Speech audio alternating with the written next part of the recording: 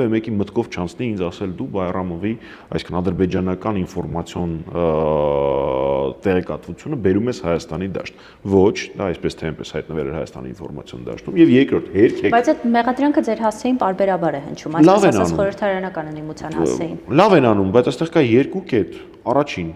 ինչ որ սուտա հերքեք։ Դե նրանք էլ կասեն ինչու եք նրա ջրաղացին։ Ոչ մի ջրաղաց, մրաղաց այստեղ չկա, բան չի էլ, նենց չի, իրանք ասում են ինչ որ բան, որը քարոզչական կետ է, այս կողմն էլ ինչ որ բան ա։ Սրանք կարևորագույն կետեր են, Փաշինյանը 18-19-ին պատրաստ է եղել հակամարտությունը կարգավորել ինչ որ մենակ իրան հայտնի պրինցիպներով։ Հիմա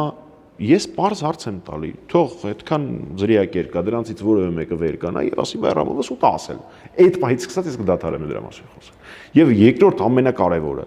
Դուք վարչապետի հակադարձումը լսել եք։ Հա, լսել եմ, ինքը այդ ժամանակ բան չէր, ԱԳՆ չէր։ Ի տարբերություն ձեզ, երբ որ շունը տիրոջը չի ճանաչում,